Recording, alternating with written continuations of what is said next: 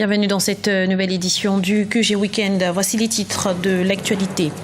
Journée pleine de symboles ce samedi 30 mai à Ouagadougou, Burkina Faso. Un hommage national a été rendu aux martyrs de la Révolution qui a renversé fin octobre 2014 le président Blaise Compaoré.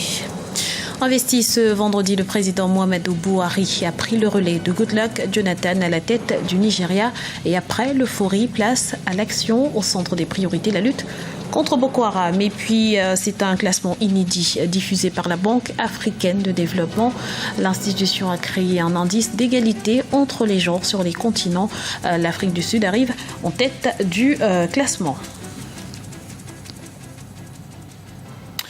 Mais avant de développer ces titres, le président du Zimbabwe et président en exercice de l'Union africaine, Robert Mugabe, est arrivé ce samedi à Malabo, en Guinée équatoriale, pour une visite officielle de 48 heures. À l'ordre du jour, un entretien avec le président équato-guinéen Teodoro Obiangema Mbazogo, mais également la signature de plusieurs accords de coopération. Hommage aux martyrs de la révolution burkinabé ce samedi 30 mai à Ouagadougou. Plusieurs cérémonies ont été organisées à cet effet et les 28 victimes de l'insurrection ont été élevées au rang de chevaliers de l'ordre national à titre posthume. Le point tout de suite avec Idelette Bissou.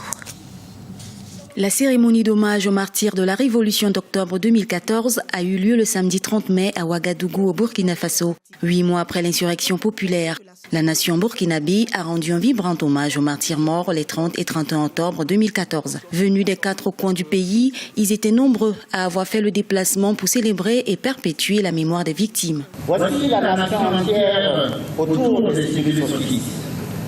Héros à jamais parlé de prestige et d'histoire. Votre sacrifice n'aura donc pas été vain. Il a donné espoir à tous vos compagnons, insurgés de la révolution des Noirs journées d'octobre. Il a donné l'espoir que le changement que vous avez voulu être en marche, que la liberté pour laquelle vous êtes tombés est aujourd'hui une réalité, que la démocratie que vous avez défendue avec acharnement figure désormais au frontispice du Burkina Faso. Pour les générations futures, une journée du souvenir en hommage aux martyrs de la Révolution de 2014 a été instituée. De même, cette cérémonie a vu le lancement des travaux d'une stèle qui sera considérée comme le symbole de l'insurrection d'octobre 2014. Leurs noms seront gravés sur la stèle avec un message fort qui dit à ses fils morts pour la patrie lors de l'insurrection des 30 et 31 octobre 2014, la nation reconnaissante. Sur l'autre bras, c'est inscrit le nom des martyrs. La stèle aura une hauteur de 13,80 m. L'ouvrage sera réalisé à base d'un béton de granit reconstitué. Ce monument de souvenir de la Révolution est estimé à plus de 140 millions de francs CFA, entièrement financé par le gouvernement burkinabé. Nouveau sommet régional sur le Burundi. Les chefs d'État d'Afrique de l'Est se retrouvent ce dimanche 31 mai à Dar es Salaam en Tanzanie pour tenter de trouver une issue à la crise burundaise. Une réunion jugée cruciale à l'heure où le blocage est total entre le camp présidentiel et les manifestants hostiles à un 3e mandat du président Pierre Nkurunziza. Et à noter que le chef de l'État burundais ne sera pas personnellement présent à ce rendez-vous. Il sera représenté par son ministre des Relations extérieures. Un nouveau chapitre de l'histoire du Nigeria s'est ouvert ce vendredi à Abuja. Le nouveau président Muhammadu Buhari a officiellement été investi et dans son discours à la nation, il a dévoilé ses priorités en tête de liste, la lutte contre Boko Haram. Aminata Diak. Le Nigeria a officiellement investi son nouveau président Muhammadu Buhari, 72 ans. Après sa victoire le 28 mars 2015, nombreux sont les Nigérians qui ont placé beaucoup d'espoir en lui. En effet, de nombreux défis sont à relever, notamment rétablir la sécurité dans le nord-est du pays, toujours en proie à Boko Haram, une lutte contre le groupe islamiste dont le chef de l'État s'est donné comme priorité et dont le premier chantier passe d'abord par la réorganisation de l'armée. Nos forces de sécurité ont accompli des progrès ces dernières semaines, mais la victoire n'est pas possible en conservant un centre de commandement et de contrôle à Abuja.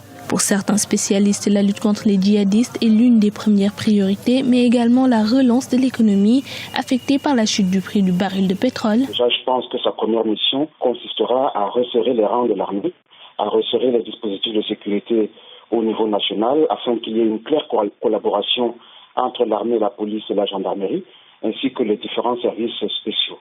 Je crois qu'à ce niveau, il a suffisamment d'expérience pour pouvoir matérialiser cette ambition doctrinale. Deuxièmement, je pense que c'est quelqu'un qui connaît très bien son pays sur le plan du désastre et de la gestion de la gouvernance économique. Et sur ce plan, je pense que sa capacité à discipliner les fonctionnaires, mais aussi à lutter efficacement contre la corruption, l'aidera à susciter l'adhésion de la population qui verra en lui celui qui peut être capable de régler les problèmes sociaux auxquels elles font face. Remporter la guerre contre Boko Haram semble aujourd'hui périlleux face à leur avancée dans le pays.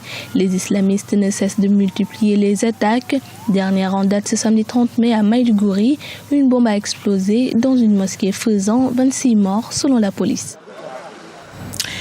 Dans le reste de l'actualité, le rapport sur Conlaguette fait couler beaucoup d'encre en Afrique du Sud.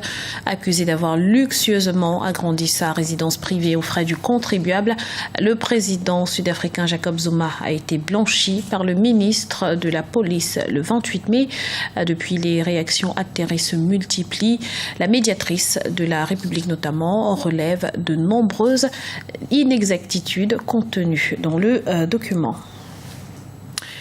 Grande première, la Banque africaine de développement a dévoilé lors de sa 50e Assemblée générale son tout nouvel indice de l'égalité des genres pour l'Afrique. Objectif éclairer les politiques visant à transformer les économies et pousser les gouvernements à adopter des initiatives à même de faire de l'égalité des genres une réalité sur l'ensemble du continent. Voyez ce reportage d'Olivier Conan, notre correspondant en Côte d'Ivoire.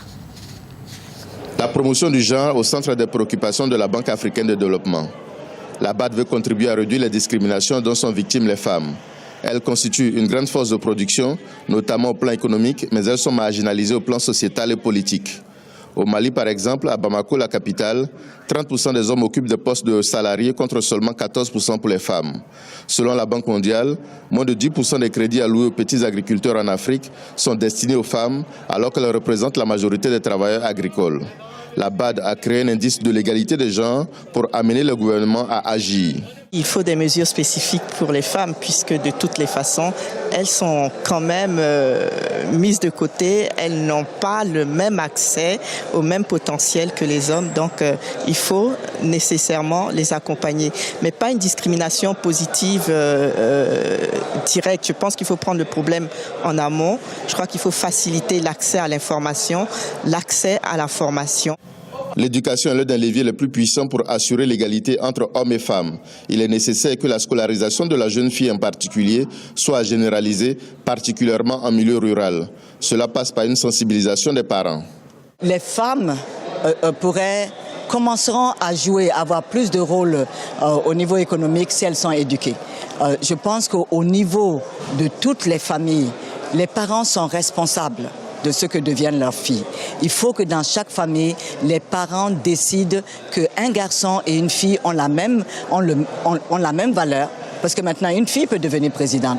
Un classement des pays africains en matière de parité hommes-femmes est désormais établi. L'Afrique du Sud arrive en tête de l'indice de l'égalité des genres. À la deuxième place, le Rwanda a la particularité d'être le pays où les femmes constituent la majorité des membres du Parlement.